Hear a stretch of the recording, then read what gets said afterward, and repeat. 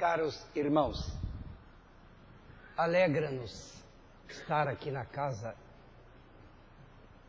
Essa casa aqui tem vários nomes, sabe? Eu não sei se é bem a casa do Dr. Aguinaldo, a casa do Dorival, a casa da Teresa, casa do Francisco de Assis, casa de Jesus, casa de outros espíritos que trabalham aí para danar, a gente não fica sabendo quem que é.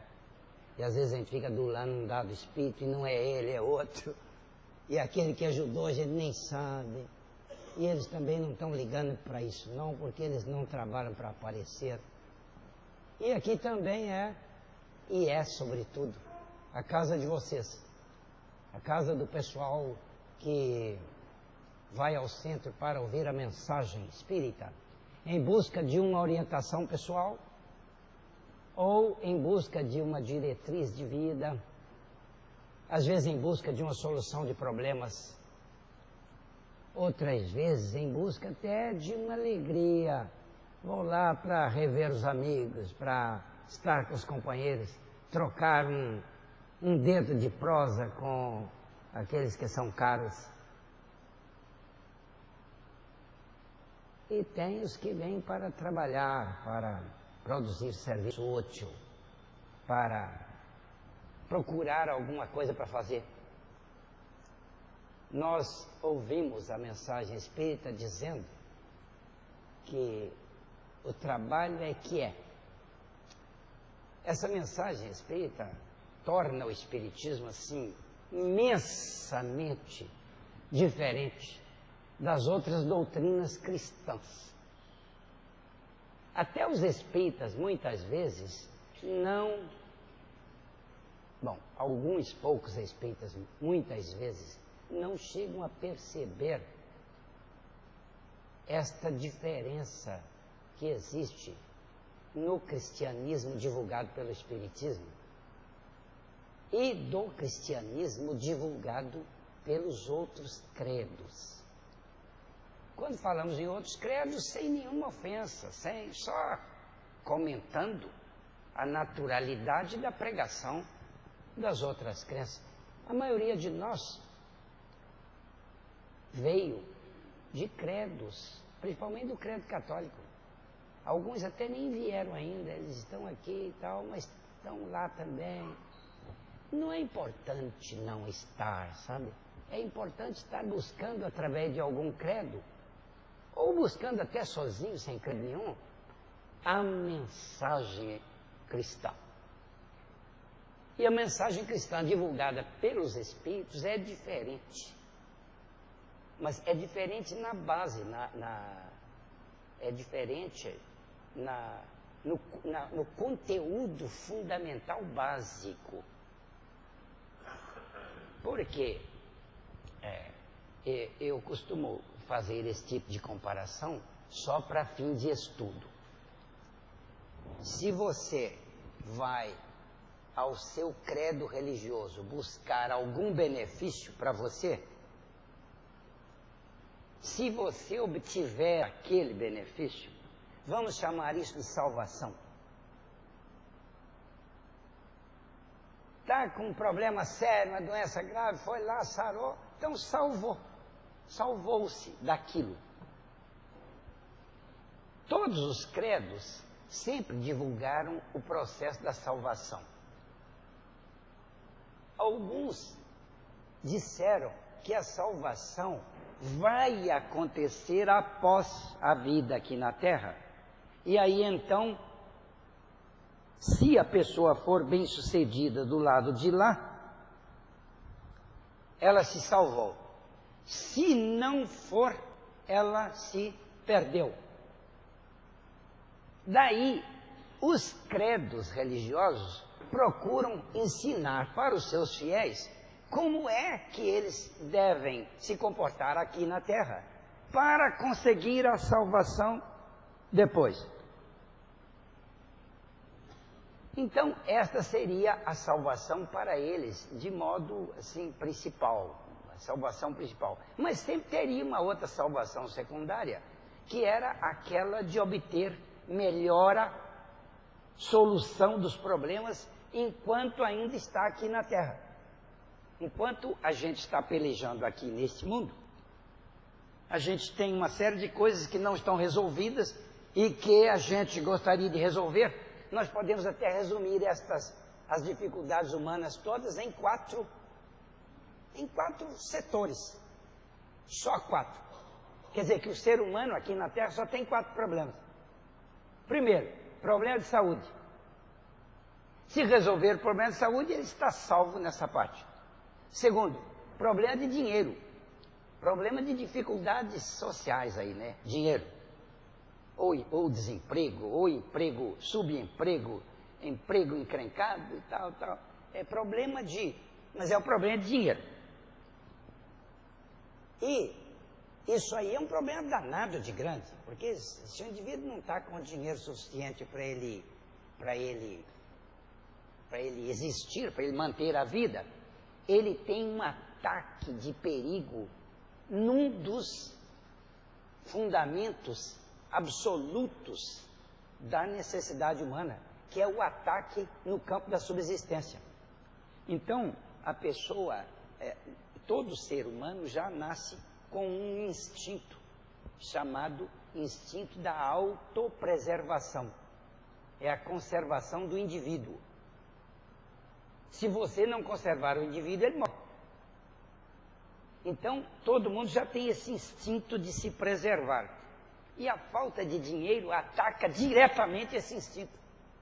Porque o indivíduo, ele às vezes não está nem pensando que ele vai morrer de fome, mas aquele conjunto de ameaças que tem ali por falta de dinheiro, cai nele sob a forma de um perigo desconhecido, oculto, que ele fica desesperado.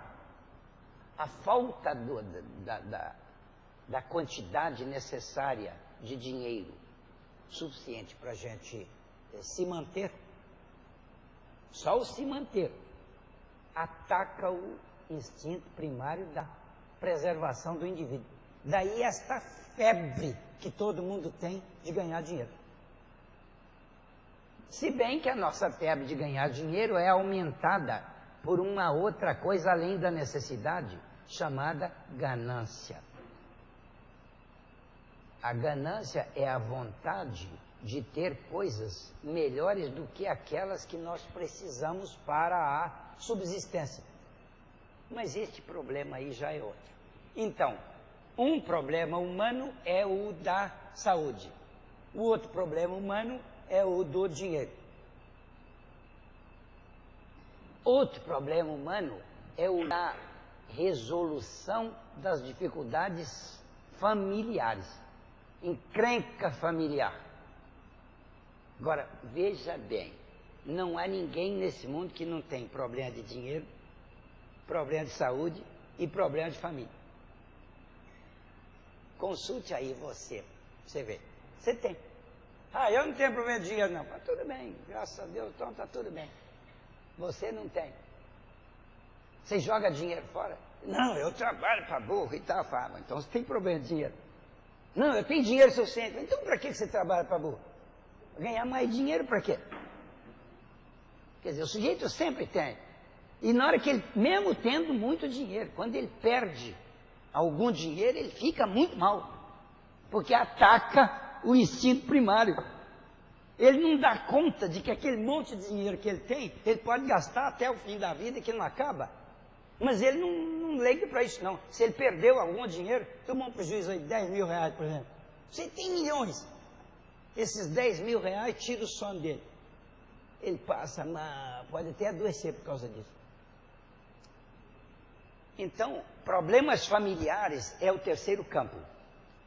Os problemas familiares são aquelas dificuldades que todos encontram quando se relacionam com os seus convivas parentes. Temos convivas que não são parentes e a gente tem problema com eles também. Quer dizer que a grande encrenca dos problemas não é porque são familiares, não. A encrenca é com quem a gente convive.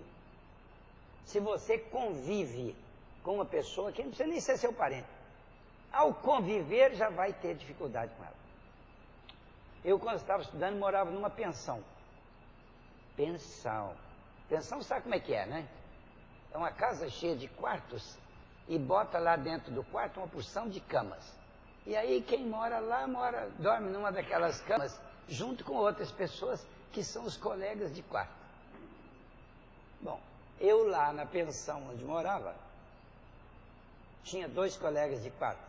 A gente fica muito amigo e tal, que mora no mesmo quarto, mora na mesma casa, né? Então a gente fica muito unido. Mas aí na convivência, as incompetências de interrelacionamento de cada um começa a atritar com as incompetências dos outros. E a gente acaba se desentendendo, a gente acaba se queixando do colega, ele chega tarde, faz barulho, a gente já está dormindo, ele acende a luz, a gente está dormindo, ele levanta mais cedo e abre a janela, ou então acende a luz, a gente chia daqui, chia dali. Então, a convivência é o grande problema. Pode ver entre pessoas que se amam muito, jovens, namoram, durante o namoro é aquele enlevo, aquela coisa, aí eles casam. Não é o casamento que é encrencado. O casamento é uma bênção do céu. O que é encrencado é a convivência. Você, quando casa com a pessoa, você vai conviver com ela. E ao conviver, entra a sua intolerância com os desrespeitos da outra pessoa. Porque não há jeito de a gente viver sem desrespeitar. Até porque nós nem sabemos direito o que é respeito e como é que a gente deve fazer para respeitar os outros. Então a gente desrespeita, o outro é intolerante. E mesmo que fosse tolerante, ele não gosta de desrespeito. Porque desrespeito, por definição, é qualquer coisa que alguém faz que aborrece o outro. Se você aborrece uma pessoa, de qualquer jeito, isso é um desrespeito. Ora, a grande maioria nem sabe que desrespeito é isso. Eles pensam que desrespeito é não cumprimentar os mais velhos, ou responder grosso para os mais velhos. Isso até que nem é.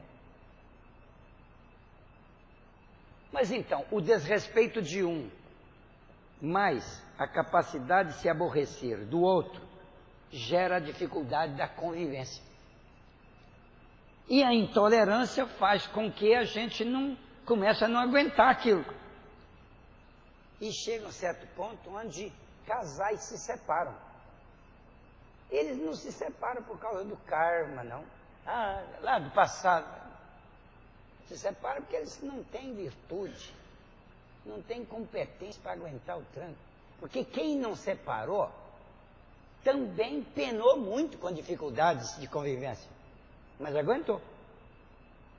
Para perguntar qualquer casal aí que aguentou o tranco e está casado até na velhice, pergunta como é que foi difícil lá para trás. Eles vão falar que foi. Por mais que a gente saiba e queira e tal, não é fácil aguentar desrespeito.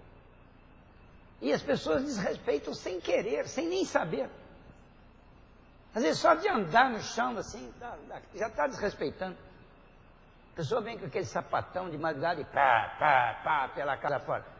Todo mundo fica amolado com aquilo. Bem, então esse terceiro problema que o ser humano tem, que é o conjunto das dificuldades familiares,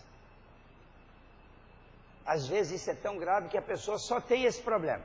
Vai atrás de alguém consultar para resolver um problema. Tem um encrenca lá em casa, trem danado. Meu filho fez isso, minha filha faz aquilo, minha mulher é uma jararaca do cão, meu marido é um jacaré disfarçado de gente, é um crocodilo aquele cara, já vê como é que ele faz. Aí. Então, dificuldades familiares existem em todos os lares. E esse é um dos 3. É o terceiro problema sério que o ser tem. O quarto problema que eu coloco é o da convivência social. Cai na convivência também, só que agora não é familiar. É o trato social. Às vezes você não é tão estimado lá no clube quanto você gostaria. Ou lá no centro espírita que a gente frequenta, eles, por mais espíritas que eles sejam, eles deram tal vaga lá para o colega, não deram para mim. Fizeram tal coisa para o outro e eu fiquei de lado e tal. Quer dizer, a gente sempre tem dificuldade social. Onde quer que a gente frequente, tem dificuldade lá. Então essas 4 dificuldades humanas, se você pensar bem, qualquer outra dificuldade que você conseguir achar aí, vai cair numa dessas 4 aqui.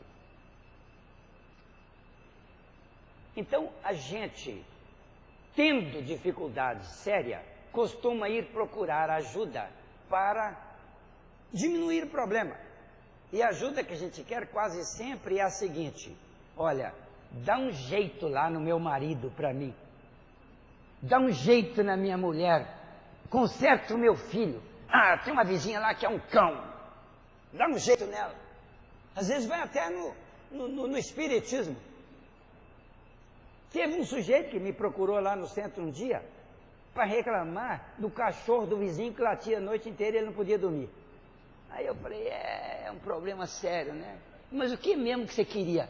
Eu queria que você fizesse um trabalho aí para matar aquele cachorro. Falei, rapaz, aqui nós não sabemos fazer esse trabalho, mas eu sei num lugar que eles fazem. Você vai numa farmácia e compra veneno, e aí mata o cachorro. Ou então você compra espingarda e mata o cachorro. Aí não, aí não. Então você quer matar, mas não quer assumir a consequência, a responsabilidade. Você quer que eu mato para você? Olha só, então as pessoas, mas esse cara não é tão estranho assim não. Sabe quem que é igual a ele? Nós todos somos, você e eu. Porque a gente também, quando quer uma resolução de um problema, a gente vai lá e conversa, e o indivíduo vai passar pelo caminho que ele quiser, que a gente deixa. Ele fala, vou ter que fazer uma maracutaia aqui, hein? Aí a gente fala assim, faz aí. Nós fazemos isso. Então não podemos ficar censurando muitos outros também, não. Bom, no fim das contas, o sujeito tem problema e vai procurar solução. Se resolver, é a salvação. Se não resolver, não foi salvo. Essa salvação aqui é aquela salvação aqui deste mundo. Porque a salvação do outro é aquela de chegar do lado de lá, prestar conta, descobrir que não viveu adequadamente e está mal. Aí então, as religiões construíram um negócio chamado salvação. Ensinam para os fiéis certos procedimentos que são necessários e suficientes para que depois da vida aqui a pessoa esteja bem lá na outra vida. E então este processo aqui é o da salvação. De modo que nós podemos dizer que todas as crenças religiosas se empenham na salvação dos seus fiéis. Aí então surge o estudo de como é que cada uma faz a sua salvação. Como é que os católicos ensinam que é a salvação lá? Todo mundo sabe, foi católico, quem não foi católico ouviu falar e tal. E eu, por exemplo, era seminarista. Eu sabia aquilo para danar como é que era a salvação. A salvação, segundo a doutrina de São Tomás de Aquino, que é o pai da teologia católica, que nós estudamos bem isso lá no seminário. A salvação se dá pelo sangue do Cordeiro de Deus. Jesus veio a este mundo padecer e morrer na cruz para nos salvar, dizem os católicos. De modo que a salvação se dá pelo derramamento do sangue dele. Ele derramou sangue e com isso salvou a humanidade. O povão aceitou isso. E falou, bom, e aí agora, como é que faz? E como é que faz eu aqui para salvar? Tá bom, nós aqui, então, os católicos elaboraram todo um cerimonial para repetir o episódio do derramamento de sangue de Jesus para salvar o povo. Daí surgiu a missa, que é este episódio feito, elaborado pelos fiéis, pelos sacerdotes, do 3º século. Foi lá no 3º século depois de Cristo que isso aí começou. E eles elaboraram um esquema de repetir o episódio do derramamento do sangue, porque a missa é um conjunto de símbolos repetitivos daquilo que Jesus fez durante a sua terra. Tem os 3 mistérios da missa, e eu estou falando quase como entendido aqui, mas é só para divulgar isso, né? Só os 3 mistérios da missa, os 3 momentos, né? Os 3 mistérios da missa. Os momentos iniciais, gozosos, chamados, né? Da existência de Jesus, depois os momentos da pregação, os momentos de trabalho, e, por fim, os momentos dolorosos da vida de Jesus, nos quais ele derramou sangue e morreu na cruz. E com isto salvou a humanidade. E agora a repetição disso na simbologia leva o indivíduo católico com aquela fé a estar repetindo a homenagem e a gratidão do fiel ao derramamento de sangue de Jesus. E então ele ganha a indulgência correspondente à sua fé, à sua aceitação de que Jesus foi o seu Salvador através do derramamento de sangue. Está tudo muito bem, então todo mundo que aceitou isso cumpre as suas obrigações religiosas, participando no mínimo uma vez por semana de um episódio de sacrifício da missa que repete o derramamento de sangue de Jesus, e com isso o indivíduo que participa está dentro da indulgência competente bastante para salvá-lo após a morte. Os protestantes protestaram contra isso. Com Lutero, a partir de 1410, por ali, né? Quando Lutero começou a encrencar, ele era padre. E começou a achar que não era isso, que não era isso. E tinha outras coisas que ele também não concordava, mas eu não quero entrar nisso para não ficar citando episódios menos convenientes da vida dos outros. Mas o Lutero citou e publicou tudo, e brigou com a igreja e tal, e eles o expulsaram da igreja, e ele continuou, e ele queria mostrar para todo mundo que não era aquilo, que a salvação não era desse jeito, não podia ser. E aí ele foi até excomungado, ele queimou a excomunhão, ligou para aqui, e saiu e fundou o protestantismo. E agora o protestantismo original partiu da tradução da Bíblia, dos originais gregos, latinos, para a língua oficial do país e publicar a Bíblia para o povo ler e ver que não é isso. Isso é o Lutero falando lá. Isso é da história, a gente estuda isso na escola. Eu estou lembrando aqui principalmente de leitura de livros de história, história da humanidade. Bem, aí, como é que é a salvação então para o Lutero? E que ficou sendo a salvação para todas as seitas religiosas protestantes. Como é que é a salvação? A salvação não é pelo derramamento do sangue. A salvação é pela aceitação de Jesus como Salvador. Porque Jesus teve uma luta intensa para mostrar para o povo que ele era o Salvador. E tinham aqueles que aceitavam isso e os que não aceitavam. Se não aceitava Jesus como Salvador, então o indivíduo nem ia cogitar do cristianismo. Então tinha que aceitar. Aceita que Jesus é. Porque a maioria lá não aceitava, achava que ele era o carpinteiro lá, aquele filho do José lá, que fazia janela lá, fazia porta, ele era carpinteiro. Que Salvador, que conversa é essa? Mas aqueles que aceitavam vinham para cá e tinham que fazer uma confissão pública de aceitação. E agora ele já estava salvo, porque ele entrou no rebanho do Cordeiro. Daí para frente ele fica aqui. Se sair, ele perde a salvação. Mas se ele ficar... Então, o modelo é: aceita ou não aceita Jesus como Salvador? Eu aceito, então vem cá e fala. Aí o sujeito vem e fala. Então você agora está salvo, senta aqui. Bom, aí, lá por volta de quase 2000 anos depois de Jesus, os espíritos começaram a se comunicar na Terra. Comunicar através de pessoas e movimentos e barulhos e coisa, e o pessoal acabou tendo que estudar aquilo para ver o que era. E quando estudaram seriamente, descobriram que quem estava falando ali eram instrutores do outro mundo, do outro lado da vida. Eram pessoas que tinham vivido aqui na Terra e que agora se apresentavam como sendo os espíritos.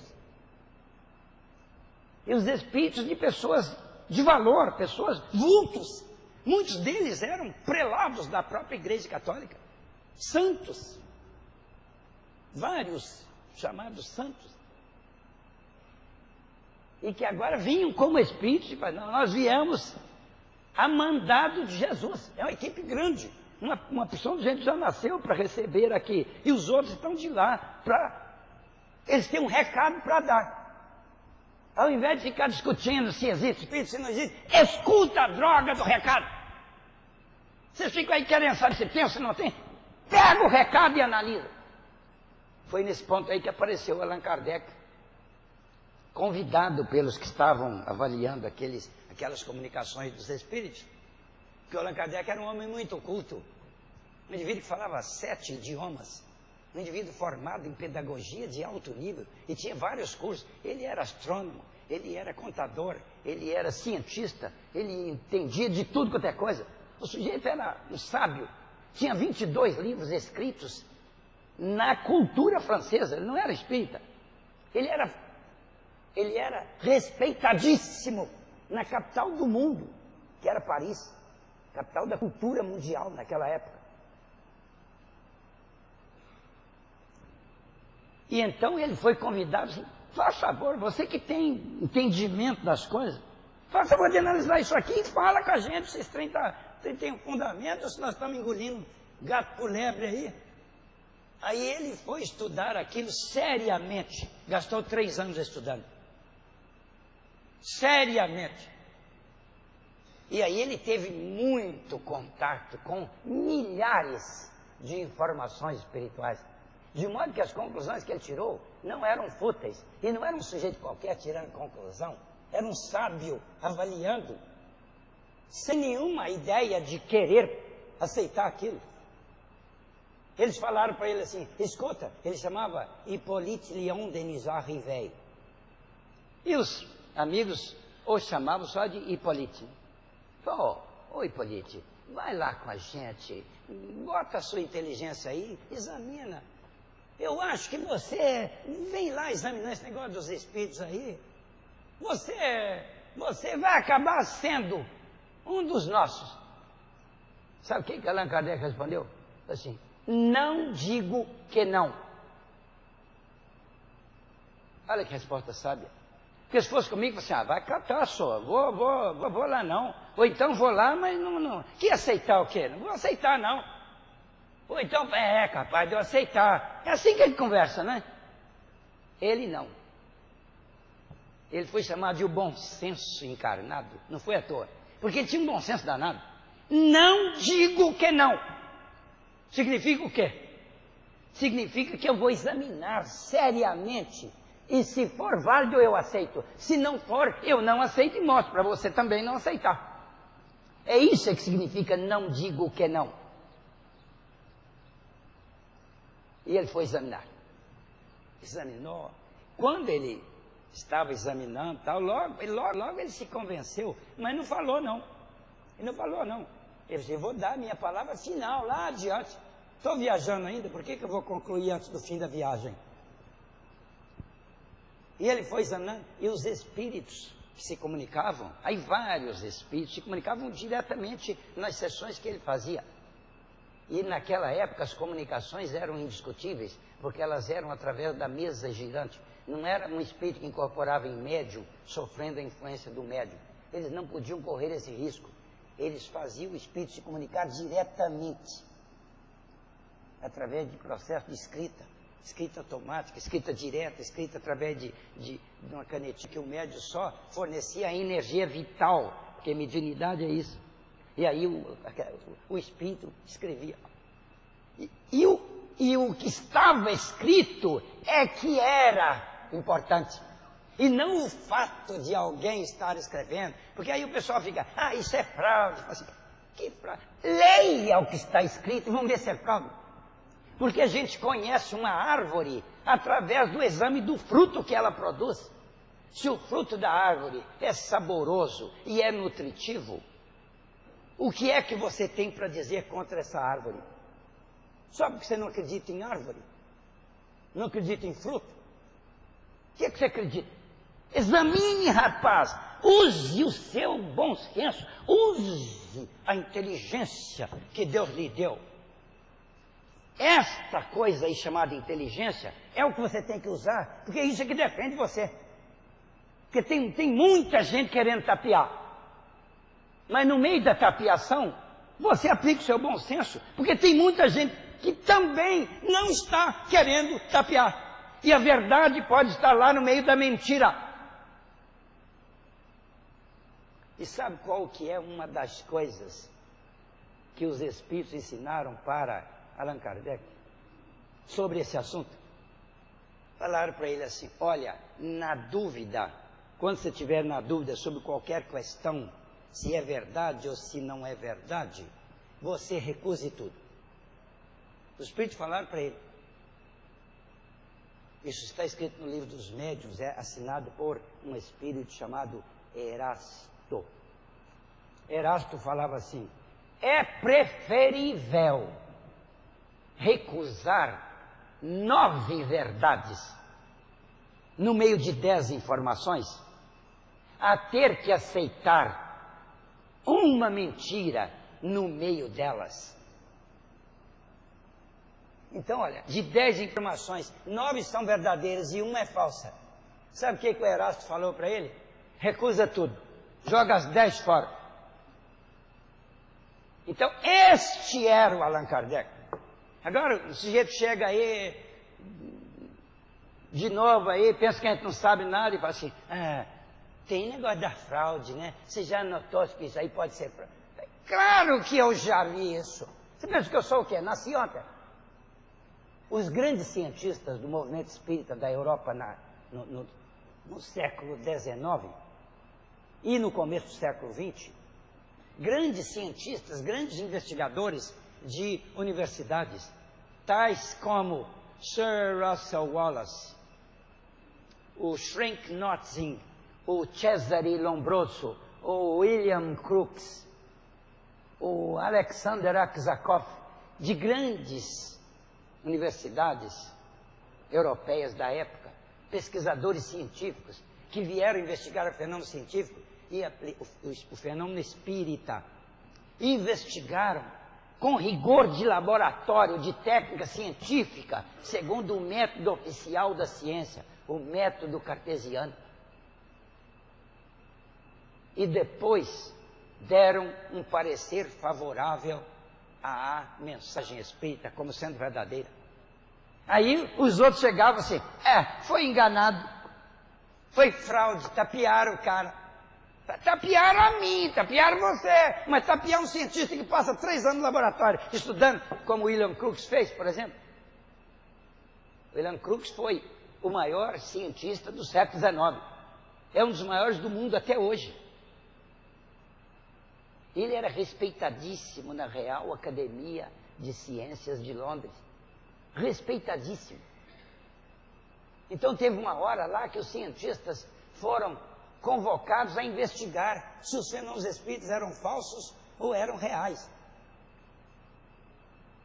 Aí pediram para o Sir, ele foi chamado Sir, Sir é um título em inglês que o rei lá dá para algum vulto notável, é uma comenda, assim, uma homenagem, uma medalha, um título, Sir.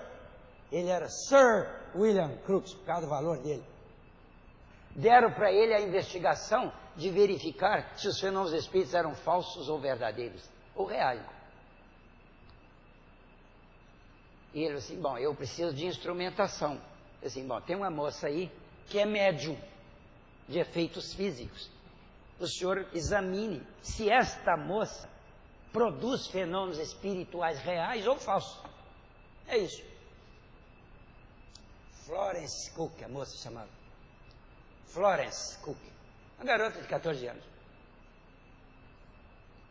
E ele, então, com tudo arrumado, legalmente organizado, a menina estava sendo naturalmente gratificada para que ela pudesse gastar o tempo dela naquele tipo de investigação.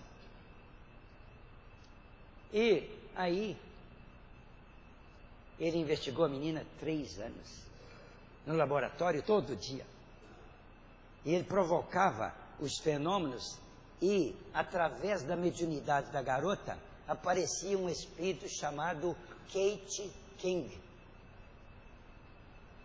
que a Florence era desse tamanhozinho assim, ó. A Kate era alta, a Florence, a médium, era morena, a Kate era loura, de cabelos compridos, cacheados.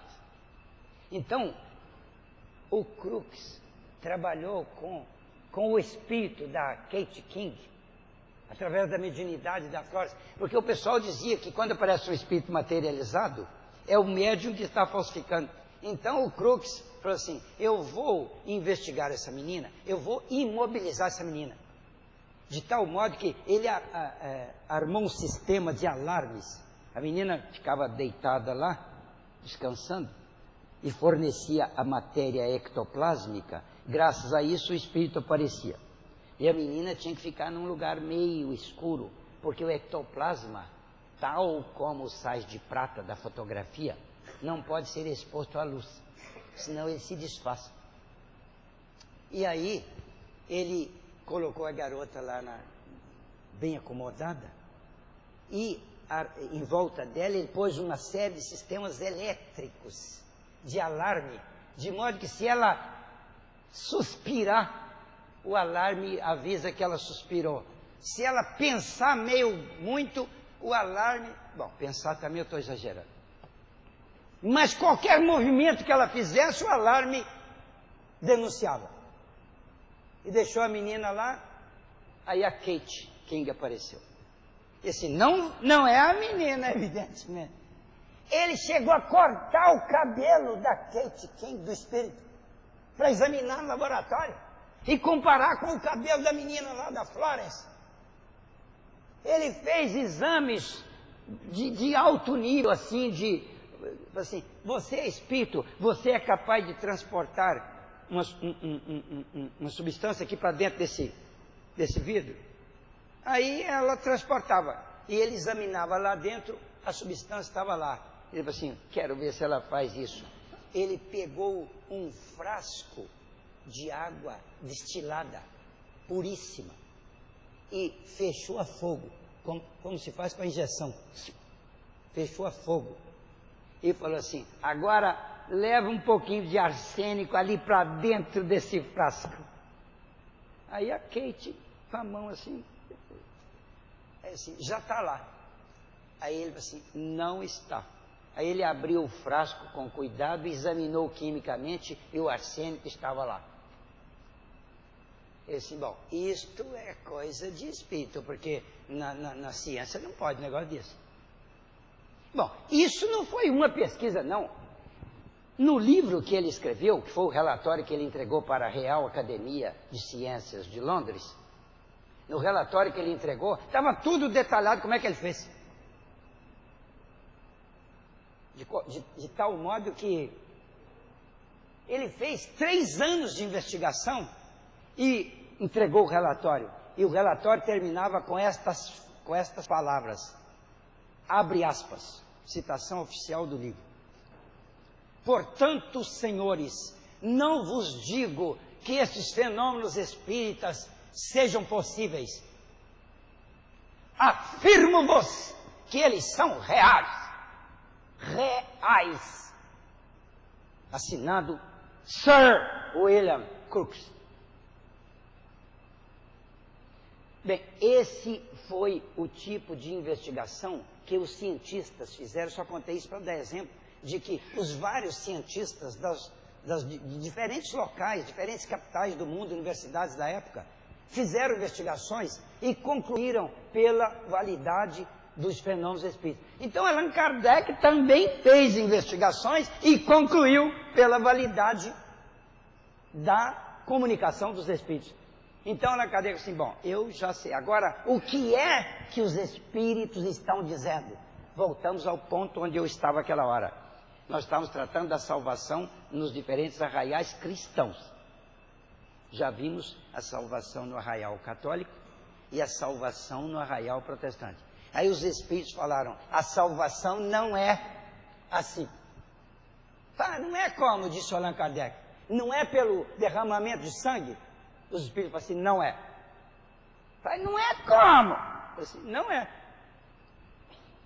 Aí os espíritos informaram o seguinte, no tempo de Jesus, a religião oficial lá, naquele povo judeu, era a religião judaica. A religião baseada em 2 livros, cujo conjunto chamava-se Torá.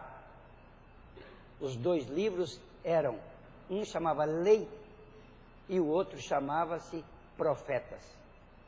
Então a Lei e os Profetas compunham os 2 livros do Torá. E esses livros eram os livros estudados e aceitos oficialmente como sendo portadores da verdade religiosa dos judeus. E lá tinha informações, tem até hoje, informações de que a salvação, a salvação é a libertação do pecado. Quer dizer, você está em pecado, você vai se cuidar e o pecado é extinto e você está salvo. Então é limpar o pecado que é a salvação. Agora, como é que limpa o pecado? Os sacerdotes judeus faziam a limpeza do seguinte jeito. Nós temos que derramar sangue de algum animal para limpar o pecado da pessoa dona do animal. Então, você está com um pecadinho, você vai lá, o sacerdote fala assim, examina o seu pecado e fala, bom, esse aí dá para limpar com um pombo. Você vai lá e compra um pombo. Quem vendia os pombos eram os próprios sacerdotes. Mas deixa para lá, né? O pessoal faz isso até hoje por aí, em tudo quanto é lugar, empresa e tal. Mas isso é corrupção, mas deixa para lá. Compra um pombo e vem cá. Aí a pessoa comprava o pombo num ato religioso. Já sabia que ia comprar o pombo e tal. E vinha toda com véu e tal. Tem um cerimonial, porque senão matar pombo não significa porcaria nenhuma, né? Tem que ter um cerimonial ali. Então fazia um cerimonial. Bater o pombo, traz lá. E tinha uma pia lá própria para derramar sangue. Aí sangrava o pombo de um certo jeito. Espremia, aí o sangue caía lá, e a pessoa lá, dona do pombo, estava naquela devoção, e aí o derramamento do pombo, do sangue do pombo, limpava a pessoa. Está livre do pecado. Tinha uns pecados danados naquela época, sabe? Um dos pecados era ficar menstruada. A moça ficava menstruada, estava em pecado, aí era 2 pombos que tinha que matar. Nós tem danado, sabe? Às vezes era pecado mesmo, às vezes era uma coisa dessa assim, que eles pensavam que era pecado. Quer dizer que eles não estavam tão sabidos assim, né? Eles estavam mais achando que é, do que sabendo que é. Quando o pecado era maior, você vai precisar de 5 pombos. Esse pecado aí teu, negão, 5 pombos. Aí matava os 5 pombos. Naquele cerimonial ali, tinha umas pessoas que falavam assim, ó, seu pecado não dá para resolver com o pombo não, você tem que comprar um cabrito, negão. Aí é muito sangue, tal, né? Então, quanto maior era o pecado, maior o bicho que tinha que morrer. Às vezes era um novilho. O cara lá, pecadinho lá, chegava lá, um novilho. Comprava o novilho, derramava o sangue, está livre do pecado. Este era o processo de limpeza do pecado. E Jesus começou a pregar e todo mundo fazia isso lá, Jesus sabia. Então um dia Jesus falou para eles, para os discípulos, assim, olha, bom, falou em outras palavras, eu vou falar com as minhas aqui. Vocês não vão querer pagar pecado na base de derramar sangue de bicho aí, vou parar com isso. Não tem que fazer isso. Eu vou te contar uma coisa.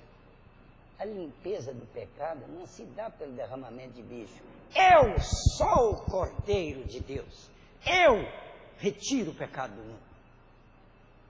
Olha, essa frase foi a frase danada que deu confusão. O que Jesus estava dizendo? Quem sou eu? Eu sou o Cordeiro. Quem que é? Jesus. Jesus nunca identificou a pessoa dele como sendo assim de muito valor. Ele não tinha esse negócio de valorizar-se. Claro que não, Jesus. Então como é que ele vai falar, eu sou o Cordeiro, eu que faço isso, eu...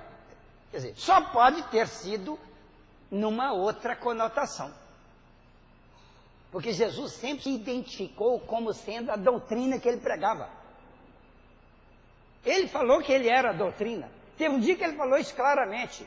Ele falou assim, eu sou o caminho, ninguém vai ao Pai, a não ser através de mim.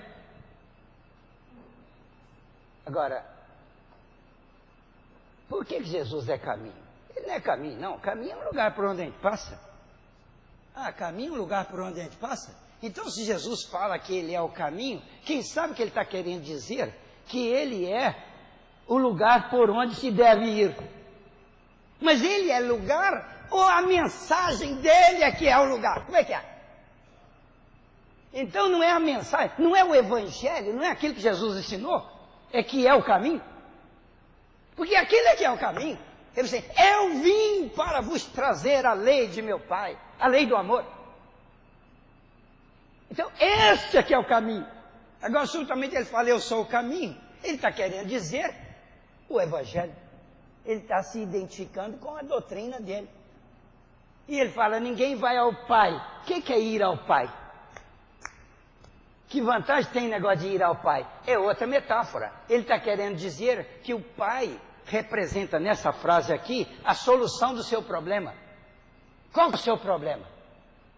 Se você for ao Pai, e o Pai resolve isso para você. Se você for. Quer dizer que o Pai é a solução. Agora, como é que eu faço para ir ao Pai? Ah, através de mim. Mas como é que eu faço para ir através do Senhor? Veja o que eu falei aí. Quem ouve os meus mandamentos e os põe em prática, será salvo. Olha aí a salvação através de ouvir a mensagem e ficar salvo. Olha a mensagem aí. Jesus não estava dizendo que quem ouve a minha mensagem e faz uma opção de mágica e tal, está salvo. Tem que botar a mensagem em prática, senão não adiantou nada.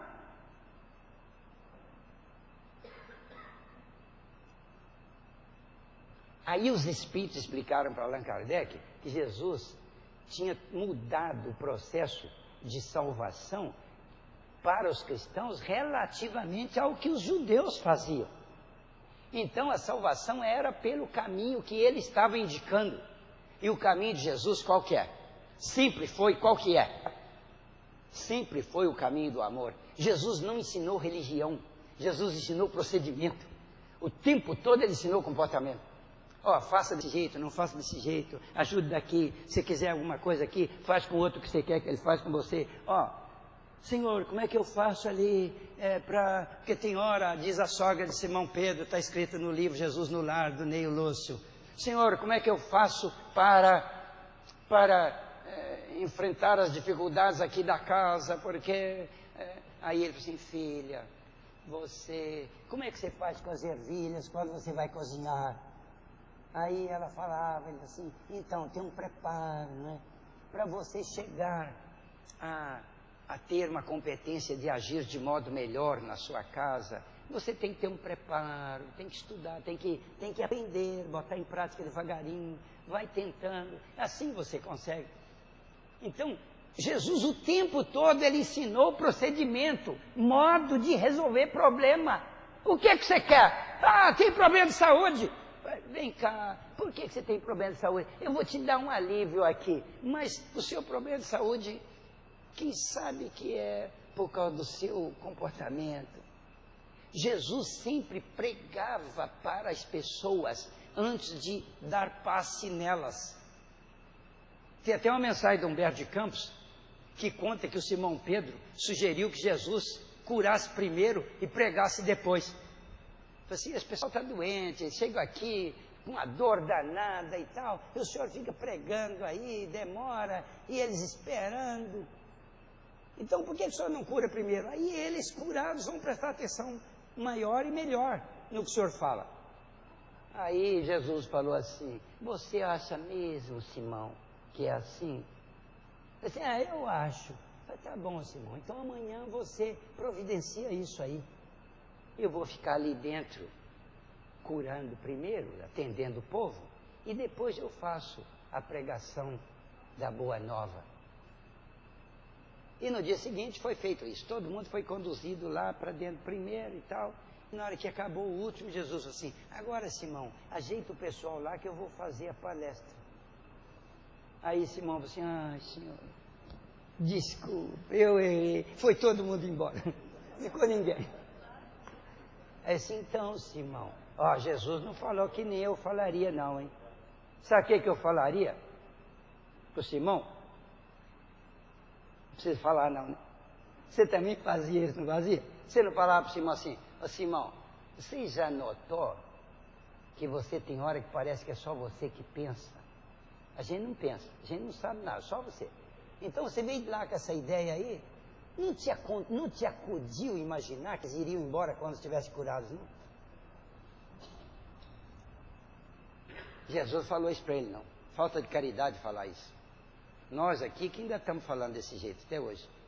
Aliás, precisamos mudar esse jeito de falar, né? Quando esse jeito errar, a gente não joga na cara dele, não. Jesus falou assim, Simão, então, meu filho, já que daquele jeito lá não deu certo, o que você acha que nós devemos fazer amanhã? Simão falou assim, senhor, eu acho que a gente deve voltar ao que era. Aí Jesus falou assim, você acha mesmo, Simão? Assim, acho sim, senhor. Então, Simão, uma decisão muito sábia da sua parte. Vamos fazer desse jeito que você acha. Este é Jesus, rapaz. O cara que veio ensinar o amor. Ele só ensinou amor o tempo todo. Ensinou e praticou. A religião dele era amar. Era ajudar os outros, era ser suave, ser amigo, ser companheiro, perdoar, largar para lá. Fazer o que for possível para não humilhar, para não botar o outro mal, para não... Adivinhe se certa coisa que você está fazendo vai aborrecer o outro ali. Não faça mais. Você está batendo aqui, o cara está lendo lá, você já está desrespeitando, porque está incomodando. Mas você atina e fala, opa, não vou bater aqui não, ele está lendo. Jesus ensinou essas coisas, ensinou o amor. Então a religião de Jesus é a religião do amor. Os discípulos tiveram o tempo, gente, não dá para compreender esse assunto, eu já estou encerrando. Mas a evolução dos procedimentos dos cristãos a partir do primeiro século é muito instrutiva, porque os discípulos, depois de Jesus, aquela primeira geração desencarnou, veio a segunda geração de cristãos, e eles já começaram a enfrentar uma pressão danada, porque o cristianismo não era religião. Eles só faziam caridade, os discípulos. E oravam ali e tal, daquele jeito que Jesus ensinou, inventado ali na hora e tal. E não tinha mais nada. Então, todos na cidade, nas sociedades todas, pertenciam a algum credo pagão ou judaico, que tinha um cerimonial, que tinha sacerdócio, tinha uniformes, tinha paramentos, tinha galas, tinha liturgias, tinha símbolos, tinha processos, tinha indumentárias, tinha plumas e paetês. Mas o cristianismo não tinha nada disso. Era só ajudar os outros, como Jesus ensinou. Aí os cristãos foram sendo pressionados e eles não aguentaram a pressão. Primeiro século, aquela pressão danada, mas vocês não são religiosos, vocês não têm direito de estar falando, vocês não sabem nada, vocês não são religião. Aí eles começaram a querer transformar o cristianismo em religião. Já era, mas eles não sabiam o que era, pensavam que não era, porque não tinha aquelas coisas externas. Não tinha sacerdócio, não tinha templo, não tinha imagem, não tinha coisa bonita, como os pagãos faziam. Aí os cristãos não aguentaram a pressão. No terceiro século já tinha. Eles já tinham, só que eles transformaram os deuses gregos e romanos em imagens dos apóstolos. Agora eles não usavam deuses gregos, usavam os apóstolos. São Pedro, tal, Jesus, Maria. Coitado de Maria. Maria era pobre, tinha uns vestidinhos Roscoff, de tudo lá, né? Agora no templo ela ganhou a representação da estátua de Diana, grega. Aquele manto azul, estrelado, coroa na cabeça. Pode ver que a imagem de Maria, nos templos religiosos dos cristãos, ficou sendo assim. E Jesus ganhou roupa bonita também, quando ele não estava crucificado, né? Bom, então os espíritos falaram para Allan Kardec, assim, olha, a salvação tem que ser do jeito que Jesus ensinou. Foi por isso que nós viemos falar. Jesus ensinou de um jeito, eles mudaram o trem. Agora estão fazendo salvação de outro jeito. Que jeito que Jesus ensinou? Aí o Allan Kardec assim, explica para nós que jeito foi. Os espíritos assim, não precisa explicar, está no Evangelho. É só ler o que está escrito lá que Jesus falou. Cada um recebe segundo as suas obras. Não penseis que vos será permitido colher uvas, quando houverdes plantado espinheiros. Então a salvação se dá pela mudança das causas, porque os efeitos são correspondentes às causas. Se você plantar espinho, você colhe espinho. Você está colhendo espinho, você plantou espinho. Ah, mas eu vim cá para ver se vocês me dão um passe aí e tal. Não é assim que é a salvação que Jesus ensinou. Então a salvação espírita não é assim. Você vai ter que trabalhar. Olha, a mensagem espírita é a mensagem de trabalho. Se você quer ganhar o que você quer, você está com problema, um daqueles 4 problemas que eu falei, então vamos trabalhar. Ah, mas trabalhar, estou doente. Mas... eu não inventei o trem, Jesus que falou. Você tem que plantar para colher.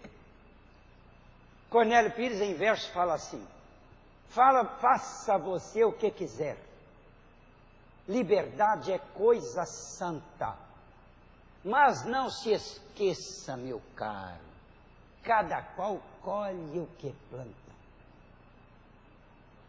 E André Luiz fala assim, se a eventualidade da sementeira é infinita, a obrigação da colheita é inalienável. Quer dizer, você planta o que quer, isso é livre, mas depois que plantou não é mais livre. Agora a colheita daquilo que plantou é inalienável. Cada qual colhe o que planta. Jesus falou, quem com ferro fere, com ferro será ferido. Ah, o senhor está preconizando a vingança. Não, estou informando como é que a lei faz. Deus não inventou a punição. Deus arrumou um esquema muito inteligente. Você faz a coisa errada e ao fazer a coisa errada, o seu ato já inscreve dentro de você mesmo a correspondência daquilo que você fez. De modo que agora você não vai ter evolução, a não ser que você bote para fora aquela energia que ficou gravada. E aquilo lá sai com a execução de alguma coisa contrária àquilo que você fez. Você arrebentou com o cara lá, agora você vai ter que trabalhar para ele e ajudá-lo a se recompor completamente. Aí a sua vibração ruim sai. Um dia o Chico Xavier estava magoado com uma senhora lá que matou o cachorro dele. Ele tinha um cachorro doente, sarnento, pulguento, tuberculoso, leproso, um diabo a quatro aquele cachorro era. E o Chico tinha um trabalho danado com o cachorro. Todo mundo tinha pena do Chico com aquilo. Aí o Chico foi viajar e pediu para a vizinha tomar conta do cachorro para ele. Aí ela, de pena do Chico, deu veneno para o cachorro. Quando o Chico chegou, ela contou que o cachorro morreu, coitado, natural, assim. Mas o Chico era médio, né? Ele viu o episódio dela envenenando o cachorro e ficou magoado com ela. Aí ele ficou muito triste e tal. E daí, uns 3 dias, o Emanuel falou para ele: Chico, tem uma mancha escura em cima do seu coração. Está perturbando a psicografia. É a mágoa que você está da mulher que matou o seu cachorro. Eu disse: mas eu não estou mais magoado. Eu disse: ó, Chico, você está falando para quem? Você está conversando com quem? Como é que não está magoado? Eu estou vendo a droga da mancha aí no seu peito, rapaz. Essa mancha aí é aquilo lá. É um trem escuro que está aí, ó, é a mágoa. O Chico contou isso, eu ouvi. Ele falou que ele disse para o Emanuel: eu não estou magoado. E o Emanuel respondeu para ele desse jeito. Aí ele disse assim: tá bom, então eu estou magoado. E agora, como é que faz? Ele assim: joga a mágoa fora. O que é perdoar? Perdoar é o quê? Falar: está perdoado? Isso não é perdão não, negão. Perdão é jogar a mágoa fora. A mágoa está aí, como é que você vai tirar ela? Assim: eu já tentei tirar, eu estou orando. Você já ficou com raiva de alguém e depois danou a orar para a pessoa, para a raiva ir embora e não foi? Você está orando, orando, orando e a mágoa está lá? Olha o que o Emanuel ensinou para o Chico. Chico, certas mágoas só saem quando a gente faz um grande benefício para a pessoa que nos ofendeu. É assim: mas e aí? Assim, aí agora é com a sua cabeça. Você pensa que eu vou ficar falando tudo? Agora você pensa. Aí o Chico teve a ideia de comprar uma máquina de costura, cara para burro, em 12 pagamentos. E levou de presente para a mulher que matou o cachorro dele porque ele estava magoado com ela. Chegou lá e tal, humildemente, bondosamente, e deu a máquina para a mulher, e deu um abraço nela, e beijou a mão dela, e agradeceu muito. E a mulher ficou até tonta com aquilo, que é assim que o Chico fazia, né? Beneficia a pessoa e ainda agradece. Aí, quando o Chico foi embora, estava assim uns 20 metros adiante, o Emanuel falou para ele: olha lá o que a mulher está fazendo. Aí o Chico olhou, ela estava olhando para ele assim, com um pensamento e um sentimento de bênção e de gratidão tão bonito, que do peito dela saía aquele jato de luz assim, ó, e caía no peito do Chico lá adiante. Assim. Era aquela parábola de luz assim, aquelas, no peito. E aí a mancha foi sumindo. Emanuel, você está vendo como é que ajudar os outros adianta? Aí o Chico ficou sem mágoa. Quer dizer que se você está magoado com alguém, aproveita o Natal agora e compra um bom presente, porque se for uma espiga de milho só, não vale nada não. Um bom presente. Um presente tão bom quanto a quantidade de mágoa que você tiver. Tem uns aí que vão ter que dar um carro novo. Mas faça o que você tiver que fazer. Mas se livre das mágoas. Última coisa que eu vou falar aqui hoje. Jesus um dia falou para o sujeito assim: perdoa imediatamente o teu ofensor, antes que ele te entregue ao juiz para a devida punição. Isso me impressionou. A vida toda eu fiquei impressionado com esse trem. A vida toda não. De uns tempos para cá, quando eu aprendi isso. Faz muito tempo também não. Me impressionou pelo seguinte: perdoa imediatamente. Eu não perdoo imediatamente, não. Às vezes eu perdoo daí uns 4, 5 dias, olhe lá. Jesus falava que era imediatamente, porque depois você pode perder contato com a pessoa. Enquanto ainda estás a caminho com Ele. É para perdoar enquanto estás a caminho com Ele. Porque se você o perder de vista, pronto, já danou tudo. Ele vai te entregar ao juiz e o juiz estabelece uma punição. Que história é essa de entregar para o juiz? O juiz é o destino, é a lei de causa e efeito. Se você não perdoar, você gerou uma mágoa, essa mágoa corrói você, e essa mágoa é o juiz que te ferra lá, que te pune. Então, quando Jesus ensinou o negócio do perdão, ele não estava ensinando religião, não. Estava ensinando uma norma de saúde. Quer viver sadio?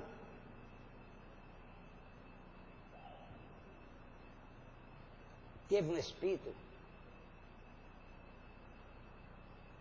chamado Juca Muniz, que escreveu no livro Diálogo dos Vivos, uma mensagem muito interessante. Fala assim: se queres paz e alegria, ouve este aviso comum. Não desistas do trabalho, nem guardes remorso algum. Aí, ó. Não pode guardar remorso. Por quê? Porque o remorso é aquela mancha, aquela coisa, né? Poxa vida, eu não devia ter feito isso. Não guarde remorso. Aí o que eu faço com o remorso? Conto para os outros? Não, bota o remorso para fora, joga fora.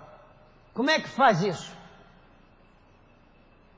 Bom, aí nós vamos deixar para os outros oradores que vão vir aqui nas próximas vezes. Jesus nunca encerrou os assuntos dele. A última vez que ele falou sobre os assuntos bons, e os discípulos queriam a continuidade, ele disse assim: ainda tenho muitas coisas para vos dizer, mas não posso fazer isso agora. Mais tarde eu vos enviarei um outro Consolador. Então a gente sabe que a mensagem espírita não termina no final da palestra dos oradores. Ela segue adiante, porque tem muita coisa para ser estudada. Mas cada um vai fazendo um pouquinho de cada vez. Da minha parte, declaro-me muito satisfeito de ter vindo. Estou alegre de ter tido este encontro com vocês. Estou agradecido pelo bem que me fizeram, com a oportunidade que me deram, mais a atenção que me alimentou e enriqueceu durante o nosso encontro. Apreciarei seguir o conselho de Emmanuel, que fala que a gente não deve pedir bênção para os outros. A gente deve abençoar os outros. Outros credos até ensinam a pedir bênção. No Espiritismo ensina-se a trabalhar para ganhar.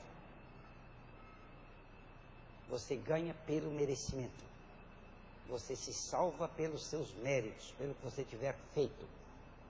A salvação é a motivação para o homem fazer esforço. E o esforço principal que nós todos devemos fazer é o esforço da transformação. A gente não existe para fazer caridade, não. Caridade é meio. O espírita não é para fazer coisas, é para transformar-se. Agora, não tem jeito de se transformar sem fazer obras do bem, porque isso ajuda a transformação. Então eu abençoo vocês, como diz Emmanuel. Eu abençoo você, sem cogitar do valor que eu tenho. Não tem quase nenhum, mas deixa para lá, não é? Aquele pouquinho de intenção verdadeira que eu tenho, quero usar. Abençoo você. Quero a sua paz, quero a sua alegria, quero a sua tranquilidade, quero que você tenha bom ânimo, quero que você descubra esse negócio da salvação direitinho e que você se salve ao preço do esforço próprio, como Jesus ensinou. Gente, obrigado pela atenção, obrigado muito a todos, aos dirigentes da casa, obrigado. Sejam felizes, até mais. Jesus conosco.